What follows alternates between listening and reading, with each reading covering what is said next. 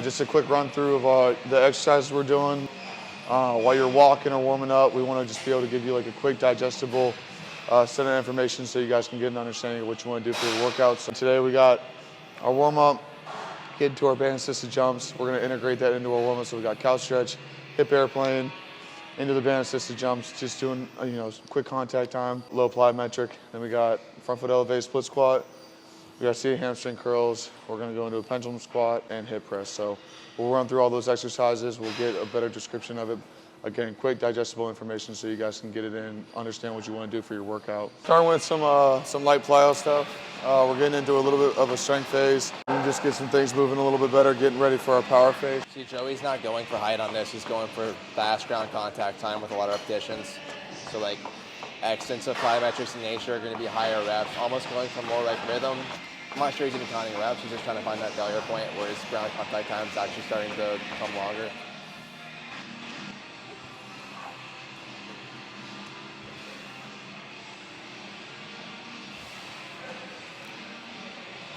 All right, so A1 today is gonna be front foot elevated split squat.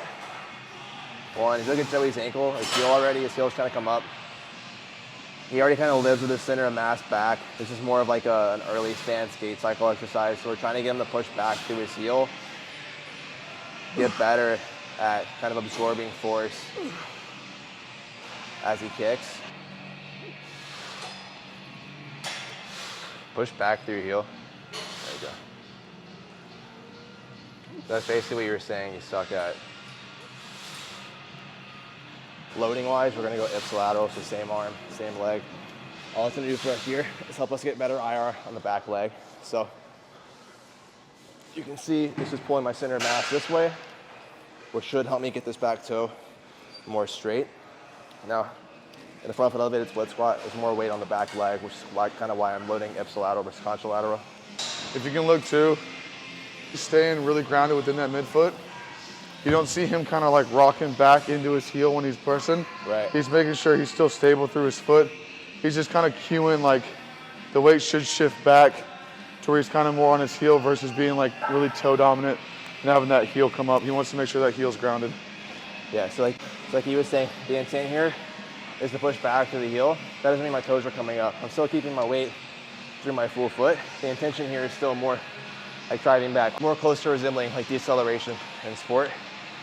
Joey and I are kind of like opposite bookends of structure. He carries his center of mass more back. I carry mine more forward, which is why I'm really good at these and he's kind of shitty at these. So it's really the main reason we have this in for him, especially with kicking. He has to have a lot of exposure to that early stance. And right now he's not kicking a ton, so it's good to get some more exposure to that in the weight room. Yeah. That's about as sport specific as it needs to be right now. Yeah, I mean it's February right now, gonna be into March. We're really trying to find exercises. Like that hypertrophy phase was to build muscle. This is kind of finding areas where I'm really, really weak and being able to load them pretty heavily, have a lot of volume on it so we can get better at it.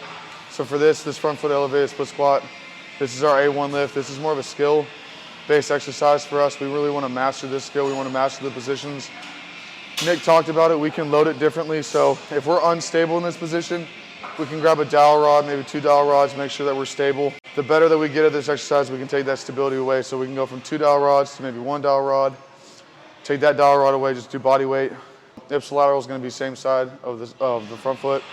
Contralateral is going to be then opposite hand. And then the bilateral is going to be both hands loaded. So that's how we can progress this exercise into different stabilities. For me, I'm very externally rotated. We're trying to work internal rotation, hip extension on this exercise. So I want to make sure that my back hip is able to stay in internal rotation, get into full hip extension. If I'm limited in that, you're going to start to rotate with the weight or rotate away from it to try to stabilize. We want to stay more in a rotated position into that weight, staying strong through this back hip, being able to load into the front leg and push back.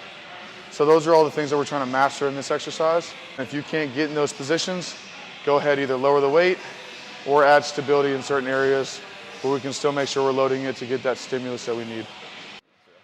So we got pendulum squat. We just worked on skill over there.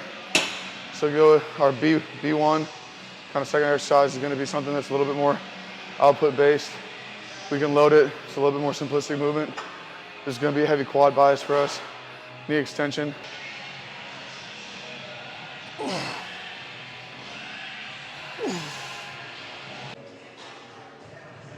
Good, 3 more. Last 2. Good, control the bottom, 1 more.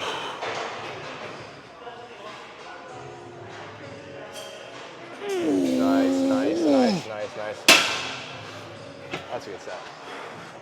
You see, Joey wants to resort with his feet going more up, so like limit knee flexion. And then also on his first warm-up set, he wanted to go like feet kind of wide. So we really need to emphasize like getting in a tighter stance, like inside shoulder width. And then on here, he wanted to resort to a higher foot position to get less overall knee flexion. So bringing the feet down a little bit so we can get a little bit more knee travel forward. Yeah, feel good? Yeah. Look hard. Hurts. Yeah. Sets and reps. We're gonna hit probably 2 top sets. On this one, we're probably gonna be closer to 8 to 10 reps just because we're trying to focus on more output.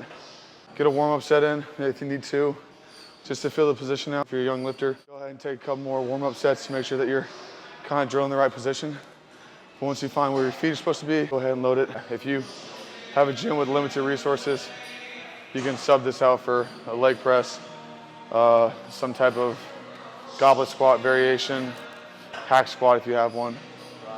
Anything that puts you in a very upright body position, but working heavy knee flexion into knee extension is going to be what you want to gravitate towards. We're working a lot of output on these while loading as best we can. Recover. In between sets, take enough time to get your breath back, get your heart rate down, get your body prepped for the next set because we're trying to push output. Have a relatively consistent performance across sets. So like we did 10 reps on set 1. I shouldn't go from 10 to 6. I'm probably not resting long enough. I probably want to go from like 10 to 8 or 10 to 9, and then from like 8 or 9 to like 7 or 8. Our recovery sets have been talking. Give you some pointers, and then we'll get back into our set. So this is our 3rd exercise of the day. For this, we're gonna kind of like tier them down a little bit as we go. So we were at 8 to 10 over there. We're gonna probably be closer to 6 to 8 over here, just because of how much volume we've already accumulated throughout the workout. So here, we're getting into a hip flex position. We're going in a more toe straight position so we can get more IR at the hip. So typically, foot straight, more pronation at the foot, more IR at the hip. We're gonna get more length to our glutes. So we don't wanna go high and wide, like Joey just said. That's probably gonna disadvantage our glutes more than anything. Something I wish I would have known when I was younger.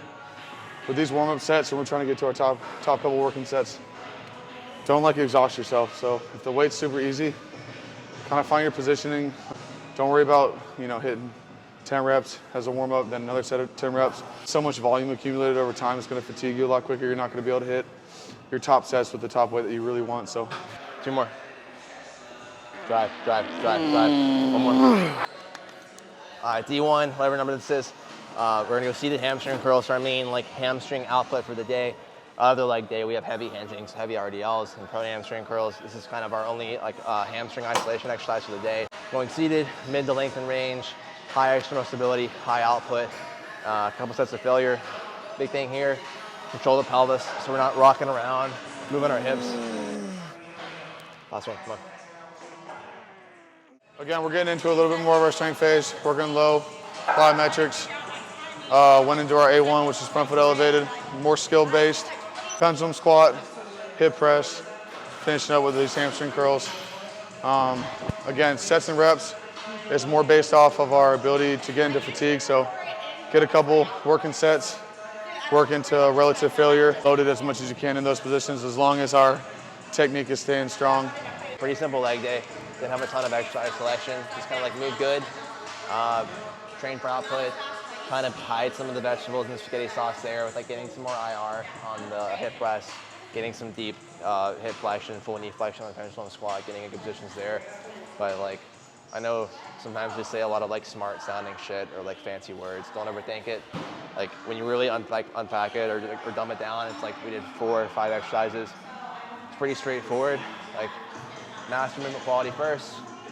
Get good at training hard.